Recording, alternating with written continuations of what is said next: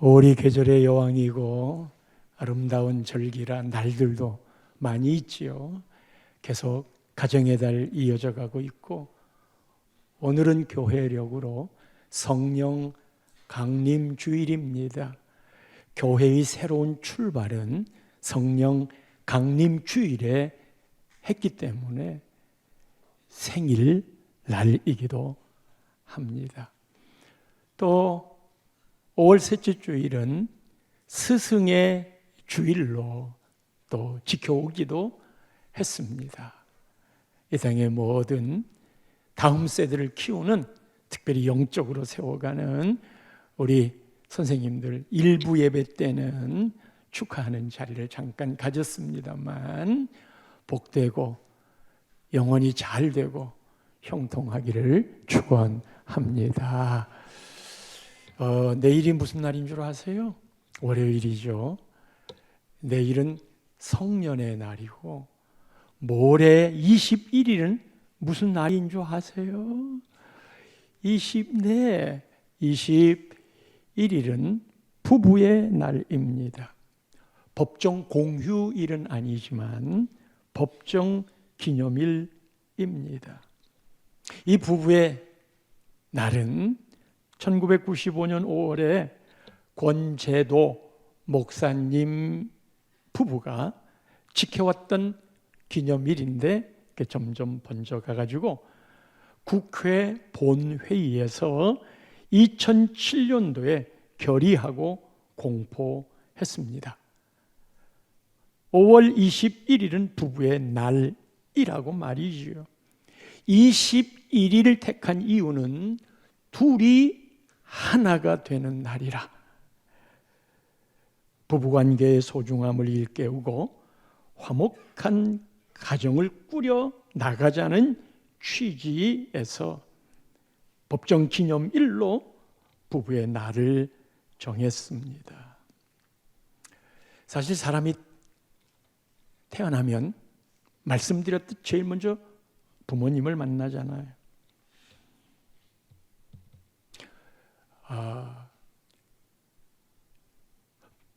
태어나서 제일 먼저 보는 게 그래서 부모님이었고, 나 이전에 부모님이 먼저 계신 거예요. 부모 없이 태어난 사람도 없고, 자식보다 더 앞선 존재가 분명 부모이지요. 그런데 그 부모가 본인들을 볼 때는 이게 부부입니다. 그래서 가정과 가족의 가장 근본된 기초는 부부입니다. 성경의 사람의 시작도 부모로부터 하지 않고 부부로부터, 아담과 하와를 짝짓는 일부터 시작되었습니다. 그래요. 가정의 행복, 아이들에게 공부 열심히 하거라 하고 뒷바라지를 잘 해주어도 부부가 싸우면 그 집중력 다 떨어집니다. 오늘 아침에도 교회에 부부가 함께 오다가 속상한 일을 만나면 예배드리는 마음이 불편해지겠지요. 네가 권사냐 하고 직분을 가지고 들먹이면 교회 가고 싶은 마음 안 생기지요. 모두가 다 부부의 문제부터 출발합니다. 오늘 말씀을 들을 때 지금 부부로 살고 있는 사람도 있고, 청년들은 앞으로 짝을 만날 사람으로 살아가고 있기도 하고, 이런저런 이유로 독신 내지는 또 홀로 되신 분들도 언젠가 또 짝을 만날 계획들이 있을 수도 있는데, 이런 건 특별히 청년일수록 짝을 만나는 일에 대하여 이 세상의 가치의 기준 말고 하나님이 짝을 뭐라고 하셨는지, 이 짝을 만나는 신학적이고도 신앙적인 믿음의 가치관들을 할 수 있으면 이럴 때에 정립을 해놔야 돼요. 그래서 청년들에게도 꼭 필요한 말씀들이에요. 우리가 태어났잖아요. 태어나서 모든 사람을 만나는 거 아니잖아요. 그 사람을 만났다 하더라도 그 모든 사람 중에 만난 거야. 예. 그렇게 만나서 사랑을 하지만 모든 사람을 사랑하는 게 아니잖아요. 사랑했다고 모두가 결혼하는 거 아니거든요. 그렇다면 두 사람이 온 인류 중에서 그렇게 두 사람이 만난 이 만남을 확률적으로 따져보면 이거 어마할 거예요. 우리는 그것을 하나님의 섭리라고 그러죠. 그렇게 만난 두 사람이 결혼하여 태어난 아기, 결혼했다고 다 자식 낳는 거 아니잖아요. 그러니 결혼의 확률도 그렇지만 태어난 아가 얼마나 소중한 존재입니까? 내가 그걸 왜 함부로 여기는지. 하나님이 천지를 창조하시고 보시기에 참 좋았다 그랬어요. 그리고 사람을 창조하고는 한마디를 더 붙였어요. 심히 좋았다. 아하. 그런데 하나님이 보시기에 안 좋았다 하는 게 있어요. 18절 오늘 본문의 시작입니다. 혼자 사는 것이 좋지 아니하니. 사람이 혼자 사는 게 좋지 않대요. 늘 하나님은 공동체 안에서 그리고 가족을 이루며 살아가기를 원하셔서 내가 그를 위하여 돕는 배필을 지으리라. 그래야 하나님 보시기에 좋았기에. 드디어 하나님이 중매 작전을 행하십니다. 아담과 하와의 중매 작전. 홀로 있었던 아담을 깊이 잠들게 합니다. 지금 이거는 부부의 의미를 찾아가는 거예요. 그리고 결혼의 의미로 살펴보는 거예요. 깊이 잠들게 해서 아담을 깊이. 짝을 만나는 일에는 깊이 잠들었으니 할 수 있는 일이 뭐가 있겠어요? 마취를 했어요. 전신 마취를 했어요. 짝을 만드는 일에 아무것도 아담 할 수 없어요. 하나님의 일로 하나님이 너 잠자고 있어. 하나님이 할란다. 돌아보니까요. 그 수많은 남녀, 선남, 선녀 중에 단 한 사람을 만난 게 부부이잖아요. 그것도 이 시대에. 그리고 내가 서 있는 그 자리에서 짝을 만나 부부라는 이름으로 살아가 평생 그 한 사람하고 말이죠. 여건이 바뀌어서 어쩔 수 없는 때도 왜 없겠습니까만. 저는 집사람을 캠퍼스에서 만났어요. 저는 대학을 1차 떨어졌어요.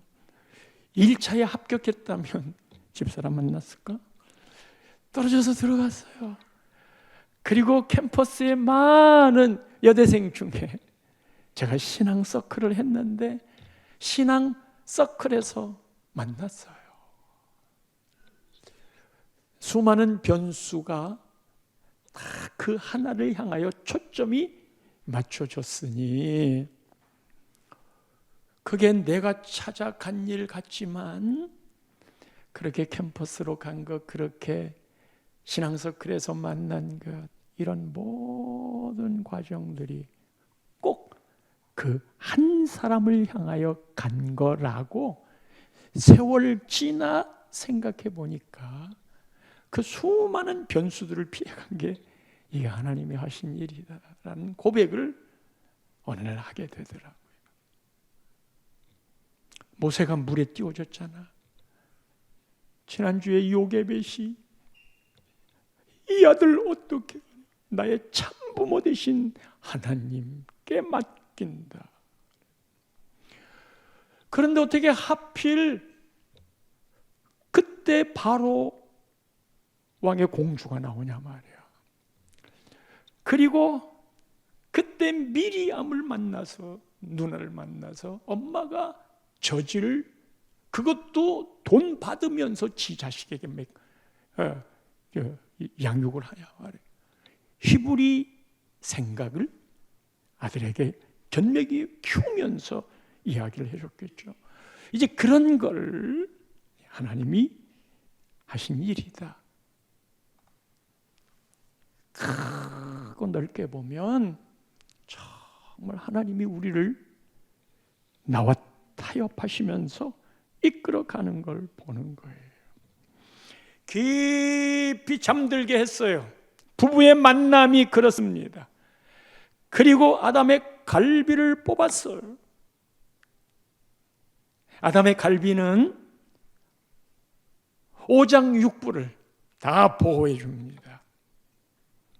예, 발뼈로 하지 않고 손뼈로 하지 않고 갈비뼈로 뽑았어요. 보호해 주는 거예요.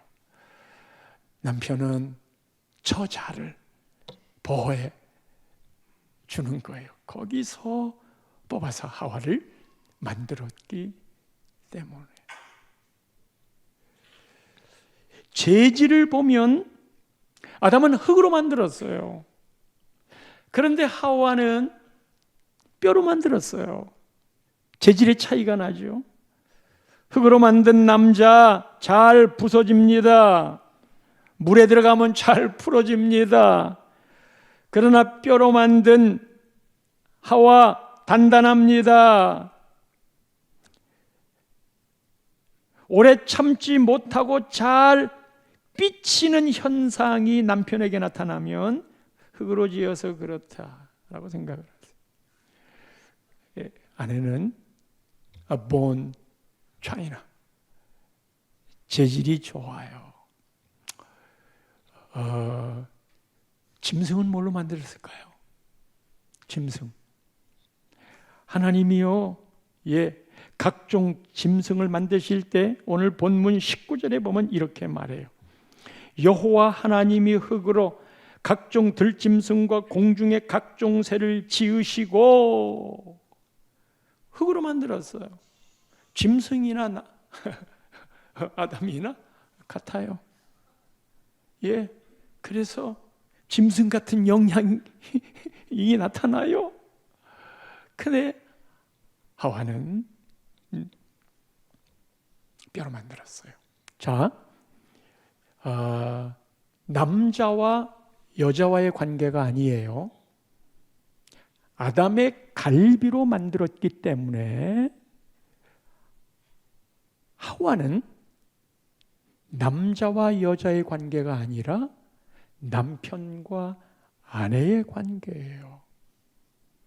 따라서 아내는 남편의 갈비뼈로 만들었기 때문에 재질은 좋지만 기억해야 할 것은 아내는 남편 없이, 그 갈비 없이 내가 존재할 수 있는 자가 아닙니다. 당신 때문에 내가 태어났습니다. 라는 의미가 갈비의 의미입니다. 그래요. 남자 보고 10달 동안 40주 아기 임신하고 있다가 그 해산의 고통을 통과하고, 그리고 아이 젖 먹일 때 얼마나 힘이 들어요. 낳는 건 잠깐이라면 그 다음에 키워야 하는 그런 어려움들은 얼마나, 그걸 남자 보고 하라고 그런다면 못할 것 같아요. 저도 그냥 아기 때 막 울고 그러면 입을 푹 뒤집었어요. 그 다음에 할 일도 있어서 그렇지만 그걸 그냥 아내가 다 감당을 했거든요. 오래 참는 일들, 이 재질 좋은 아내가 그 일들을 그래서 하나 봐요. 또 하나는 아담의 갈비를 뽑아 그의 아내를 만들었는데 그를 돕는 배필이라 이야기했어요. 가부장적인 제도 하에서는 남자 그리고 여자 관계를 좁혀서 남편, 아내가 되면 네가 돕는 배필이잖아.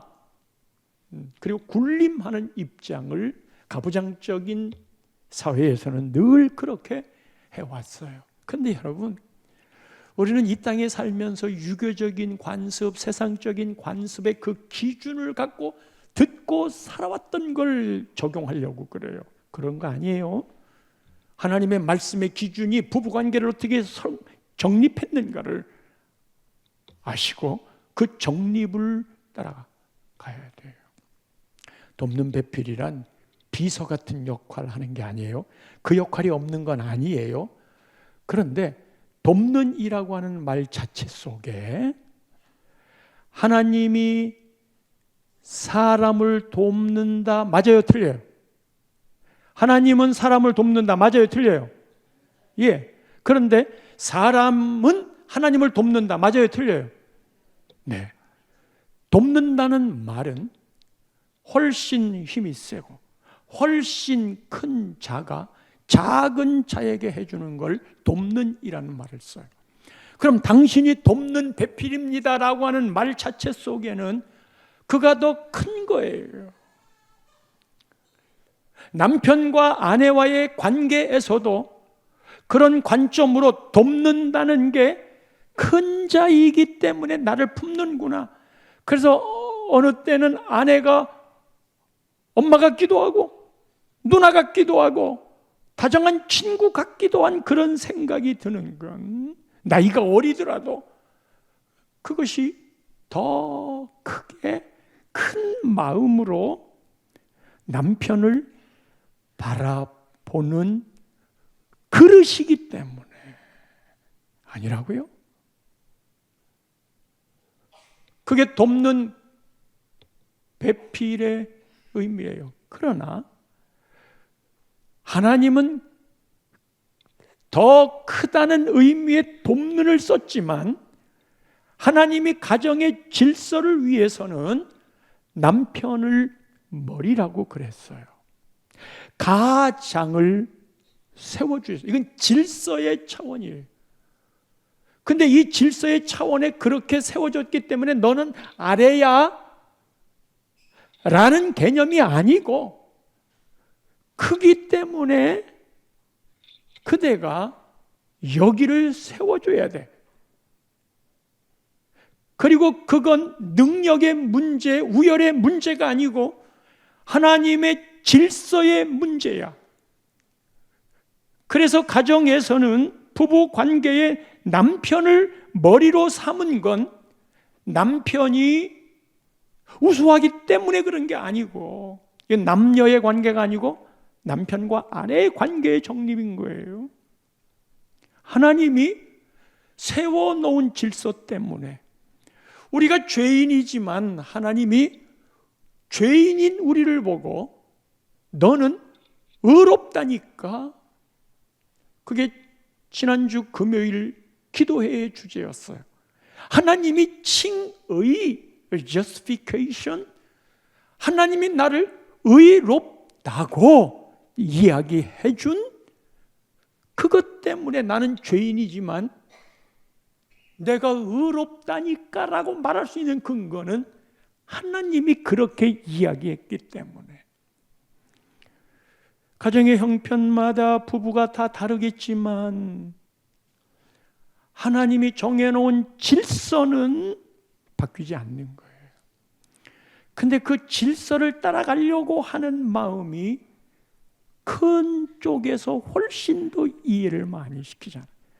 제가 왕왕 예를 드는 이야기가 있잖아요. 애들 큰애 작은 애한테 사과 하나씩을 줬는데 형이 받은 게 더 커 보여. 그래서 나 적어줘. 엄마가 바꿔줬어요. 바꾸고 보니까 또 형께도 커 보여. 그런데 조금 전에 바꿨으나 소용이 없었지. 그래서 하고 울면서 저것도 나한테 줘. 그럼요, 엄마가 재판관이 되어가지고 해결을 해야 되는데, 흔히 말하는 재판이라고 하는 게, 야 임마, 형도 하나 너도 하나 똑같이 하나씩 가졌잖아. 왜 욕심을 부려 이 자식. 그런다고 문제가 해결되는 게 아니에요.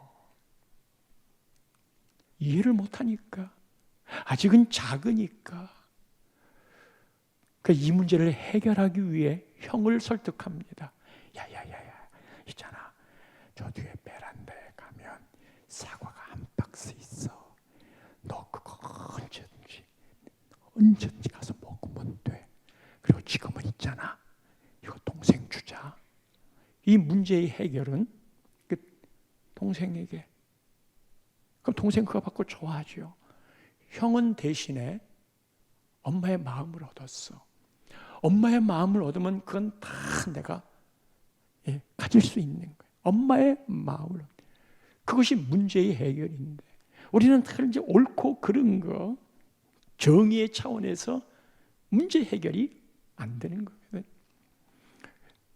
어려운 일이 있을 때는 늘 이해력 많은, 그런데 그게 손해를 요청하는 것 같지만 결국은 하나님의 마음을 얻는 거거든요. 그래서 손해보는 삶, 양보하는 삶에 하나님이 더 크게 보상을 해주는 이유가 거기에 있는 거거든요. 이 돕는 배필을 만나고 난 다음에 고백하기를 뼈 중에 뼈, 살 중에 살, 이것보다 더 진한 고백이 어디 있을까? 우리가 서로 만나서 사랑을 하게 되면 이 고백이 나올 거예요. 그래, 뼈 중에 뼈, 살 중에 살. 헤어지기 싫다, 우리 결혼하자. 죄 짓기 이전에 부부의 모습의 고백이 당신은 뼈 중에 뼈, 살 중에 살. 자, 이 시간 남편은 아내를 생각하고 아내는 남편을 생각하면서, 그리고 아직 결혼하지 않으신 분들은 만날 남편을 향해, 만날 아내를 향해 지금 같은 고백을 해보겠어요? 예, 고개 숙이고 있는 사람은 나 도저히 안 할랍니다. 그러는 분위기예요. 당신은 뼈 중에 뼈, 살 중에 살입니다. 시작. 당신은 뼈 중에 뼈, 살 중에 살입니다. 얼마나 사랑스럽고 하나님의 중매가 좋았으면 그렇게 말했을까. 그리고 하나님이 그렇게 만난 두 사람에게 주례사를 합니다. 에덴 동산 예식장에서. 또 여러 새들과 또 가축 같은 동물들이 축가와 하객을 하면서 하나님이 거기서 주례사를 해요. 이 주례사의 본문이 오늘 나와 있는데 24절이에요. 그러므로 부부에게 주는 주례사입니다. 남자가 부모를 떠나, 첫째로 부모를 떠나는 거예요. 부모를 떠난다고 하는 건 거리적으로 떠나라는 말이 아니에요. 공간적으로 떠나라는 말이 아니에요. 부모를 떠난다는 말은 심리적으로 심리적으로. 아내가 반찬을 만들었는데 우리 엄마가 해주는 맛이 안 나. 우리 아빠는 새벽같이 일어나서 집안을 돌봤는데 어떻게 당신은 해가 떴는데도 이러고 있어? 그렇게 말하는 건 아직도 거기에 묶여있는, 부모를 떠나는 거예요. 심리적으로 떠나고 경제적으로 떠나는 거예요. 경제적으로 떠나는 건 캥거루족처럼 그냥 다 늙으실 때까지 자식을 뒷바라지 해주는, 결혼을 하면 경제적으로 떠나야 돼요. 부모로부터. 부모도 그 후에 살아가야 될 일이 많이 있거든요. 그냥 자식이 너무 안 돼가지고 부모님이 사업하는 자식 좀 도들하고 능력이 있으셔서 해줄 수 있으면 괜찮아요. 그런데 부모의 것을 다 털어가지고 자식한테 이미 결혼을 하면 부모를 떠나는 건데 거기에 매여 있으면 안 돼요. 자식들도 결혼하고 나면 경제적으로 독립하리라. 그럼에도 부모님이 도와주시면 고마운 거지만 마치 내가 이렇게 어려운데 왜 부모님 재산 있는 건 내가 아는데 왜 안 도와줍니까? 그러지 마세요. 부모님도 노후를 살아가야 될 준비를 해야 되고, 아니 그것보다 하나님 말씀의 법칙이 결혼은 부모를 떠나는 게 첫 번째고, 두 번째는 그 아내와 합하여 둘이 한 몸을 이룰지니라. 남편과 아내가 합하면 하나하나의 둘이 돼야 되는데 하나하나 했지만 둘이 아니고 이게 하나래요. 합해지기 전까지는 반쪽이. 둘이 합하여 한 몸을 이룰지라. 이 한 몸을 이룬다라고 하는 건 요철이 있을 때 그 아귀가 잘 맞으면 이게 합일체가 됩니다. 음양의 법칙이라고도 하지요. 그대가 부족한 게 있어. 나는 그 부족한 걸 볼 수 있는 은사가 있어. 그럼 부족한 당신을 내가 볼 때 왜 그렇게 못났어? 찌질이네. 그렇게 보지 않고 그런 당신을 만나게 한 거는 내가 갖고 있는 그것으로 당신을 세우도록 하기 위해. 나는 안 그런가? 나에게 찌질한 부분이 있는데 둘이 한 몸이 된다는 건 그대가 갖고 있는 나의 부족한 이것을 채우도록. 그래서 둘의 행복은 그대가 세워지기 전에 나는 행복할 수 없어라. 그런데 요즘은 안 그러잖아요. 그대가 왜 나를 행복하지 않게 하는 거야? 왜 이렇게 나를 힘들게 만드는 거야? 그런 안목들이 결혼하고 싶어 하지 않게 만드는 요인들로 작용하기도 하지. 부모가 자식을 낳으면 촌수가 1촌이잖아요. 근데 부부는 촌수가 있어요? 부부 촌수 없어요. 서로 남남이었을 때 남남이니까 0촌이야. 빵촌이에요. 둘이 결혼했어.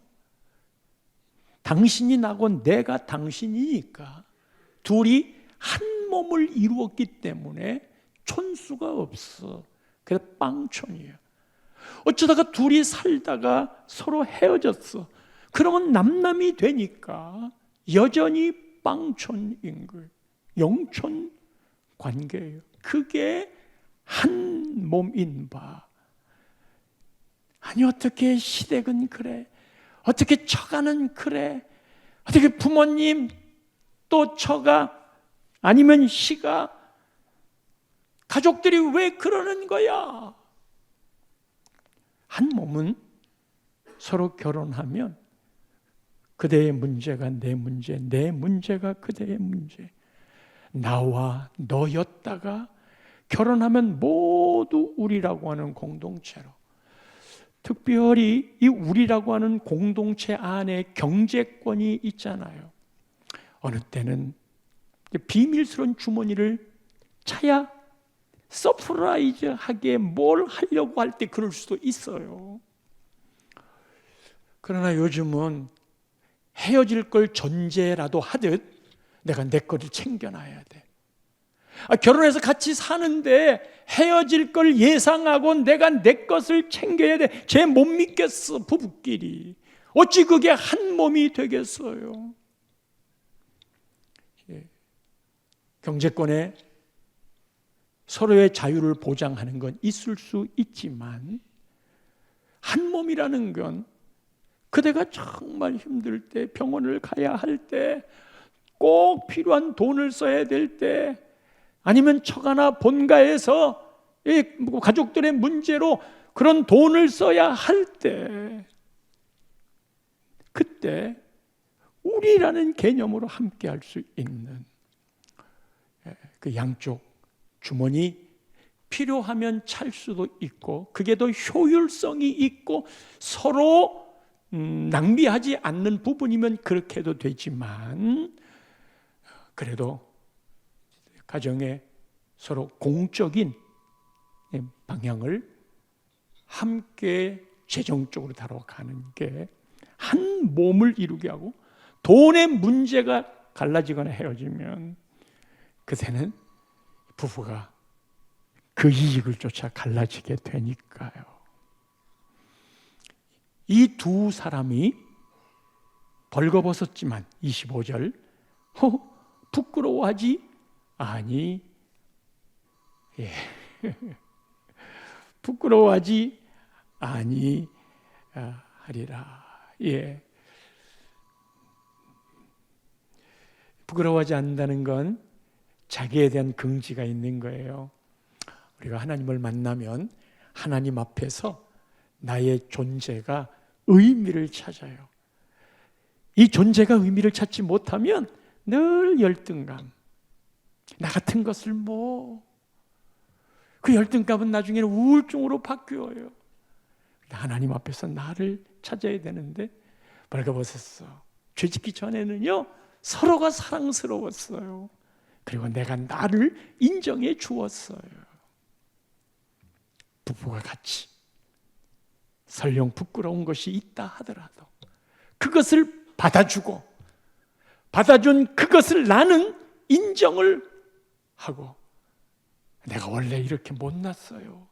여러분 그 말 한마디 하면 서로에게 앙금 사라지는 거 알아요? 내가 너보다 잘났지 하는 것을 말하려다가 사이가 깨어지게 되거든요. 그게 비교, 교만으로 바뀌는 거거든요. 하나님이 이 부부에게 각각의 역할을 맡겼어요.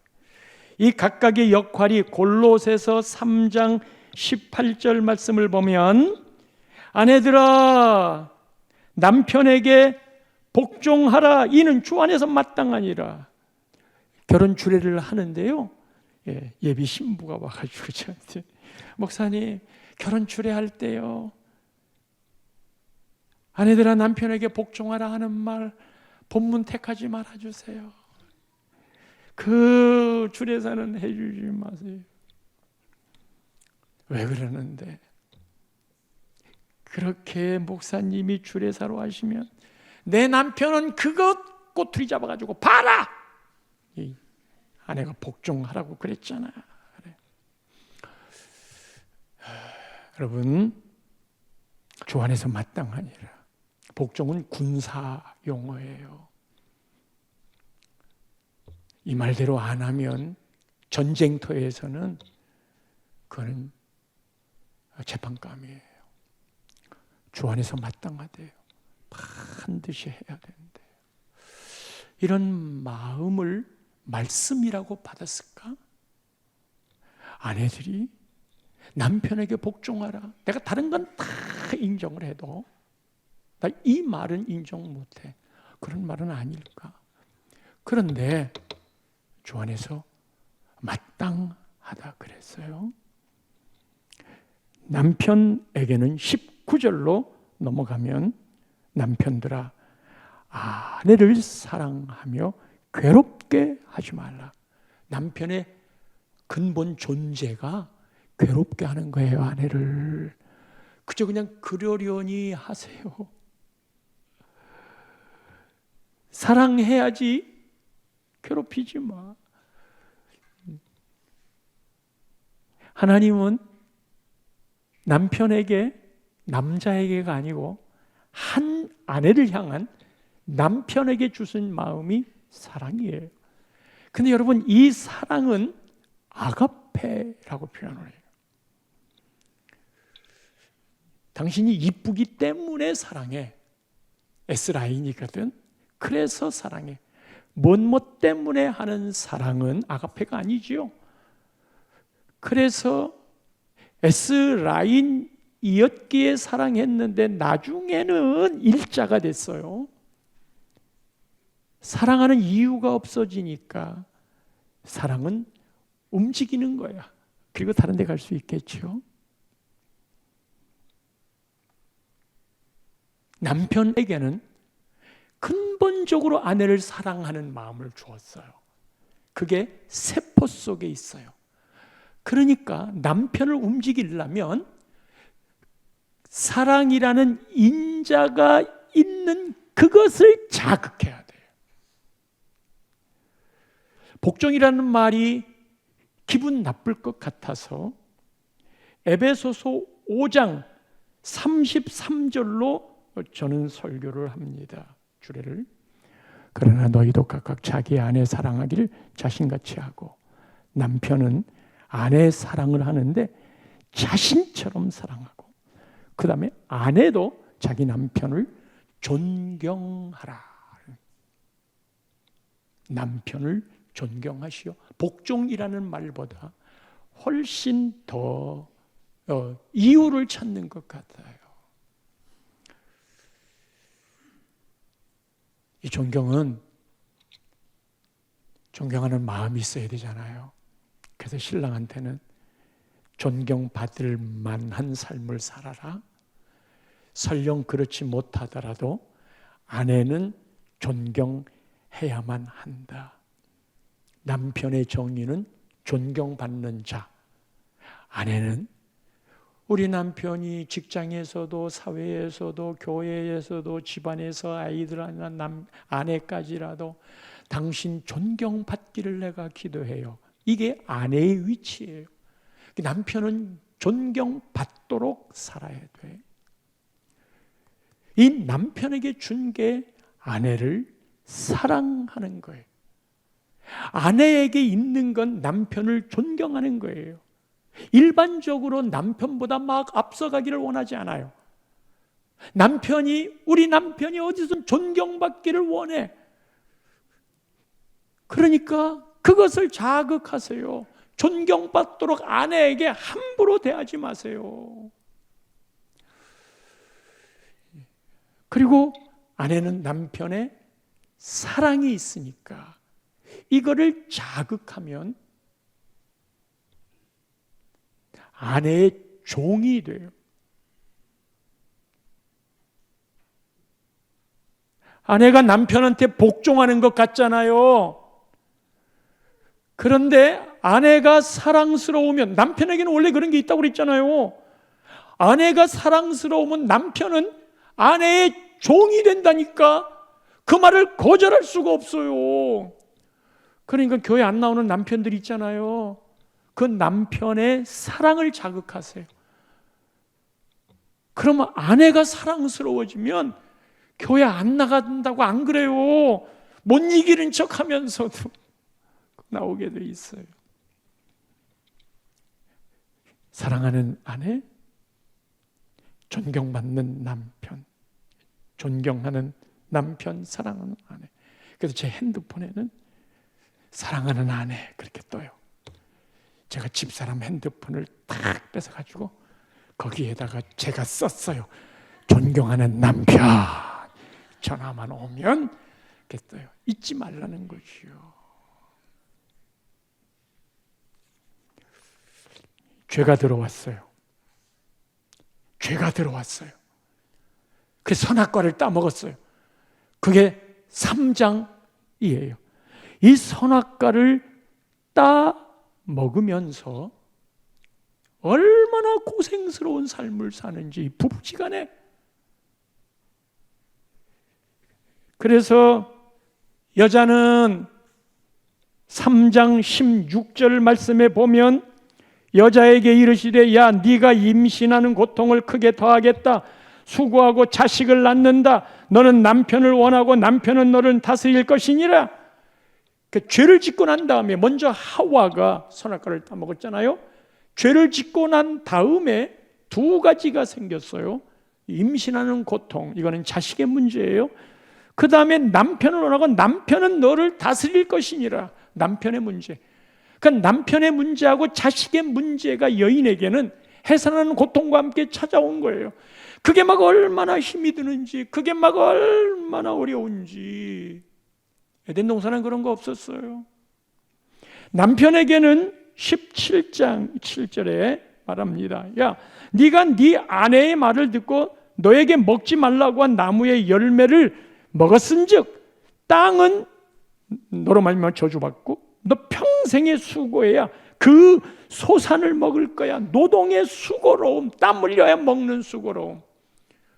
그래서 아내는 해산하는 고통을, 그리고 남편은 일해서 먹고 살아야 될, 에덴 동산은 안 그랬었는데 이 두 가지가 죄를 지은 다음에 생겨난 거예요. 그리고 아내는 늘 에덴 동산처럼 좋고 잘 되면 하나님 찾을 이유가 없지요. 그런데 하나님을 찾는 이유가 자식 문제, 남편 문제예요. 늘 남편 때문에 기도의 자리로 나가게 돼요. 죄를 지어서 고통스럽지만 하나님의 역사는 희한하지요. 아담이 이름을 짓거든요. 모든 동물들 이름을 다 졌어요. IQ가 보통이 아니에요. 코끼리는 코가 길어서, 하마는 입이 커서 하마, 그리고 코끼리, 다 특징을 잡아 이름을 졌잖아요. 자기 아내의 이름도 짓는데 그 이름이 뭔지 아세요? 에덴 동산 처음에 있을 때요, 23절, 오늘 본문의 23절을 보면 이렇게 이야기합니다. 이것을 남자에게서 취하였은즉 여자라 부르리라. 그러니까 에덴 동산에서는 내가 남자고 너는 여자다, 이름이 그냥 여자야. 특별 의미를 부여하지 않았어. 뼈 중에 뼈, 살 중에 살이지만 네 이름은 여자다. 그런데요, 에덴 동산에서 여자라고 불렀던 이 아내를 나중에 선악과를 따먹고 고통스러운 현장이 지나고 난 다음에 20절 말씀에 이렇게 얘기해요. 3장 20절, 3장 20절, 아담이 그의 아내의 이름을 하와라 불렀다. 죄 짓고 난 다음이에요. 하와라 불렀다. 그는 모든 산자의 어머니가 됨이더라. 그 이전에는 몰랐는데 죄를 짓고 난 다음에 여인이 자기 아내가 해산하는 고통을 보면서 여보 당신이 생명이야. 당신이 생명이야. 모든 산자의 어미야. 에덴 동산에서 맛보지 못했던 그 삶, 인생이 잘 풀려나갈 때 맛보지 못했던 그 아내가 보이기 시작하는 거예요. 하나님은 죄를 지은 것 때문에 인생의 고통이 찾아오게 하셨지만 하나님은 그 고통을 아름답게 부부 관계에서 만들어내셔서 여보 당신은 옛날에 나에게 의미 없는 여자였지만 이제는 생명이라는 하와야. 그래요, 옛날에는요 다 자기 잘난 것인 줄 알았고